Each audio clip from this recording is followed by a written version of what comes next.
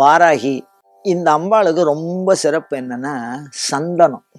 சந்தன காப்பு சாத்துறது இந்த அம்பாளுக்கு அவ்வளவு பிரீதி. சந்தன காப்பு சாத்துறதுனால என்ன சிறப்பு அப்படின்னு சொன்னா, எல்லாருக்குமே நம்ம சொந்தமா ஒரு வீடு வாங்கணும்னு ஒரு எண்ணம். அதே மாதிரி பழைய காலத்துல ஒவ்வொரு மனிதனுக்கும் பாரதியார் கூட காணி நிலம் வேண்டும்னார். என் பேர்ல கொஞ்சமாவது எனக்கு நிலம் வேணும் அப்படின்னு ஆசைப்படும்.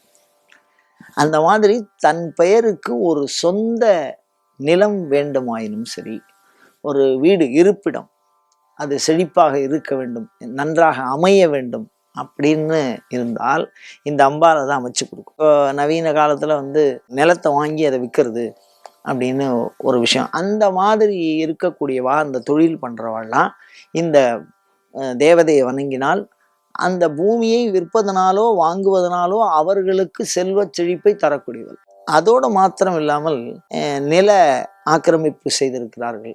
அந்த மாதிரிலாம் இந்த நிலத்தொடர்பு சார்ந்த பிரச்சனைகளை இந்த வராகி வழிபாடு பண்ணினால் முன்னதாக நின்று அதை தீர்க்கும். அப்ப இந்த வராக வழிபாடுங்கிறது என்ன, இடம் சார்ந்த பிரச்சனை அனைத்தையும் தீர்க்கும். அதோட மாத்திரம் இல்லாம ஒரு விவசாய நிலம் இருக்கு அப்படின்னு சொன்னா அந்த நிலம் வளத்தை பெருக்குவதற்காகவும் இந்த உமையம்மையை வழிபாடு செய்திருக்கிறார்கள். அதே மாதிரி உடல்ல மலக்கட்டுன்னு சொல்லுவா.